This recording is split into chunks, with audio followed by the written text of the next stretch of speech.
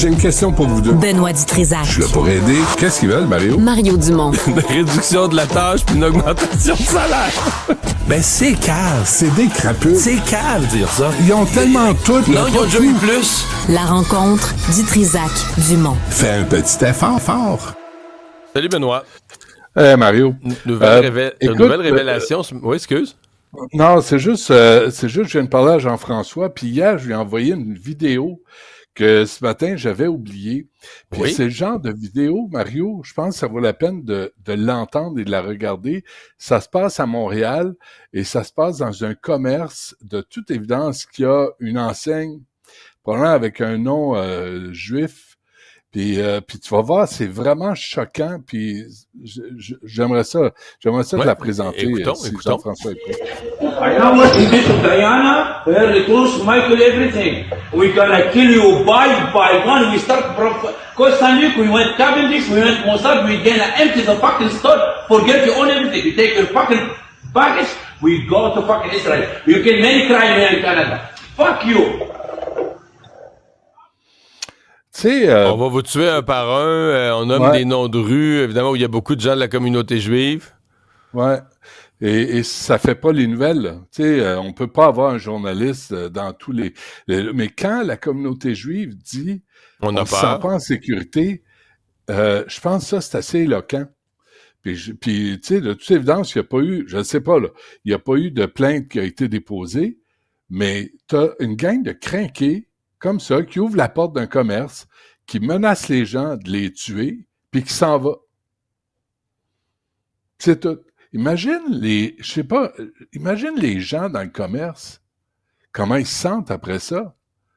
Imagine comment ils sortent du commerce à la fin de la journée. Ah, mais si on n'en parle pas, t'es d'accord, Benoît, que c'était plusieurs autres communautés que la communauté juive. Si c'était un commerçant, exemple, homosexuel, ça serait la première nouvelle partout. Avec raison aussi, là, tu sais, quand nous autres, des homosexuels, on n'en veut pas, on va tous vous tuer, on va pogner le village.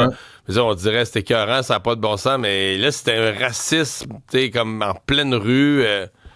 Flagrant, puis c'est comme... Mais ceux qui s'inquiètent du racisme systémique, les combattants habituels du racisme, il me semble qu'on les entend pas tant. On va les écouter. Ah ouais, OK. Bouchra Manaï, Amira El-Gawabi, ah non, rien. C'est vraiment troublant parce que si on a... Puis écoute, j'ai vu ça hier sur un fil... Puis je me disais, voyons, ça se peut pas. J'avais pas vu passer ça.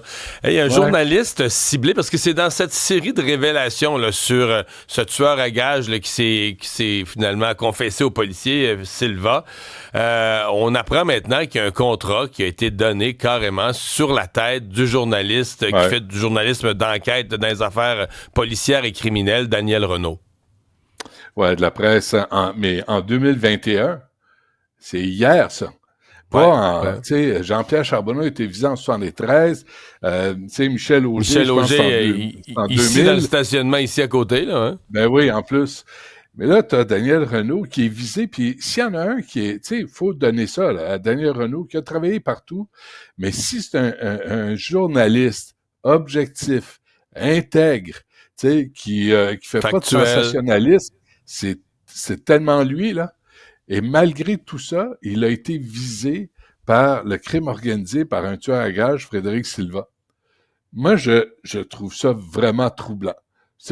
Écoute, imagine tous ceux qui prennent position, tous ceux qui commentent les affaires criminelles, tous ceux qui fouillent le crime organisé. Est-ce qu'il y a une autre liste qui attend les gens? C'est vraiment, vraiment troublant, cette affaire-là. C'est dans la presse. Daniel Renaud qui est visé. Pardon, Silva écoute, c'est un tueur à gages, c'est un vrai de vrai, là, qui est devenu délateur. Puis finalement, il a abandonné en disant il y a des affaires plus pressantes à gérer. Heureusement. Ouais, heureusement, vraiment. L'Agence Santé Québec prend les rênes de notre réseau de la santé dimanche. Est-ce que ça te rend optimiste? Ouais. Écoute, j'avais reçu, hier, j'ai lu un message d'un collègue qui m'a envoyé un mot, qui travaille dans le monde de la santé, puis il me disait, c'est parce que la liste, j'aimerais ça, j'ai cherché ce matin, je ne l'ai pas trouvé, la liste de paye de Santé Québec, ça ressemble à quoi? Tu sais combien d'employés? 330 000. Ah, ben tu veux dire les payes des hauts dirigeants, là? Ouais. Ben, je sais que la présidente, chef de la direction, c'est 550 000. 620. M. Abergel, 520 à peu près. Mais il y en a d'autres, là.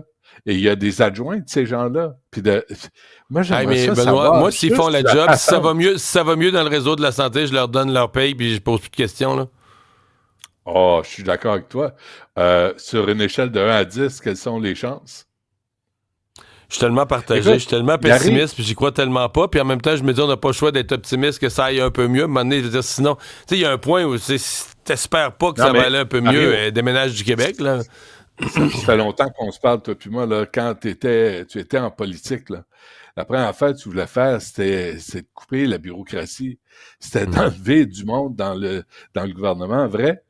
Puis là, à un moment donné, pour régler le problème... Christian Dubé, il a l'idée qu'on met ça dans un mode un peu plus business. Tu sais, c'est Christiane Germain, la présidente du conseil d'administration. C'est pas une business. C'est pas une business. C'est soigner du monde. C'est envoyer des gens sur le terrain. Qu'est-ce qu'il fait? Il ajoute du monde dans des bureaux. Moi, je n'ai pas besoin de Christiane Germain dans la vie. Je n'ai pas besoin. Geneviève Biron, il n'y a pas besoin. Ben non. C'est pas quelqu'un qui gère en haut, là. Non, c'est pas quelqu'un qui gère en haut. Il faut juste que les services descendent en bas.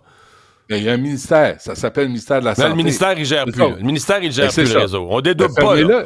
On dédouble pas. Le ministère, il va s'occuper de faire des programmes de prévention et tout ça. Il gère plus le réseau. Zéro. Moi, je veux une analyse du dédoublement des postes là-dessus. Les fonctionnaires qui géraient le réseau au ministère là, sont transférés à l'agence. À partir de dimanche, ils travaillent pour l'agence. Qu'est-ce que tous les présidents de la Fédération des médecins spécialistes du Québec t'ont dit au cours des années? On veut des salles opératoires. On veut des infirmières. On veut travailler. On veut procéder. Mais là, au lieu de faire ça, on nomme du monde dans des bureaux qui vont dire aux gens comment travailler alors qu'eux autres travailleront pas. C'est impossible que ça marche. Puis ils veulent couper 1 milliard. Non, c'est pas impossible. Alors, ça part mal. Ça, le fait que leur mise en place arrive à un moment où on est en restriction budgétaire, ça, j'avoue que ça tombe mal. Hey, tu veux me parler de la nomination de Mme Marois, Pauline Marois à l'UQAM? Il y a un syndicat d'étudiants qui veut pas ça, là. Elle était la première ministre de la Charte des valeurs. Elle peut pas avoir un rôle clé à l'UQAM, là. Ah, je te jure, Mario, tu sais, notre tolérance est mise à l'épreuve à chaque jour. L'Association facultaire étudiante des sciences humaines, la FECH. Je suis allé voir le site de la FECH. Puis ils disent, votre connexion n'est pas privée. Des pirates informatiques tentent peut-être de voler vos informations sur www.afechucam.ca. Ah ben, ça commence bien.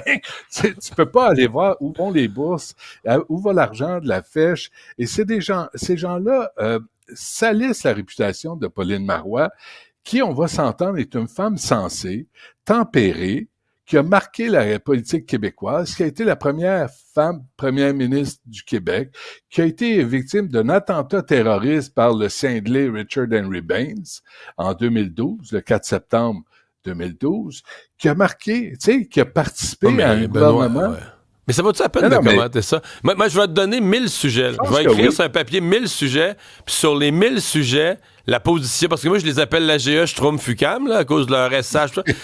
Sur les 1000 sujets, l'AGE Schtroumpf-UQAM va avoir une position que toi et moi, on va trouver ridicule. C'est des extrémistes d'extrême gauche. Je veux dire, on est surpris. Mais c'est qui ces enfants-là? C'est des enfants, là. Ils n'ont pas la capacité intellectuelle de comprendre les choses. Au contraire, ils comprennent tout. C'est nous qui comprenons pas la société.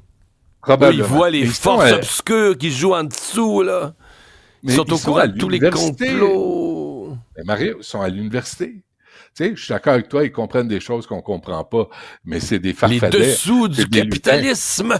Oui, c'est ça. Mais je me demandais... Qui ces enfants-là supportent? Qui ils admirent? Che Guevara, Staline, Mao? Mao. Ah, OK. Mais quand tu leur dis que Mao a fait 6 millions de morts, je sais pas, c'est plus que ça. Et Staline, une vingtaine? Ouais, c'est des accidents, ça. Ça, c'est juste arrivé accidentellement. C'est pas... faut pas que tu les vois comme des leaders un peu négatifs dans l'histoire de l'humanité. Il y avait une bonne philosophie au départ, mais en cours de route, dans l'exécution, l'idéal, c'était un petit peu perdu, puis ça a viré par des millions de morts, mais faut pas t'accrocher à ça, là. Ouais, mais Tu surveillez ce que vous dites. Surveillez Ouais. ce que vous dites à propos des gens, parce que même si c'est des coins-coins, ça veut pas dire qu'il faut tolérer ça. À un moment donné, Ouais. il faut les remettre à leur place. Bon. Bonne fin de semaine, Benoît. Ah ben certainement, toi aussi. Salut.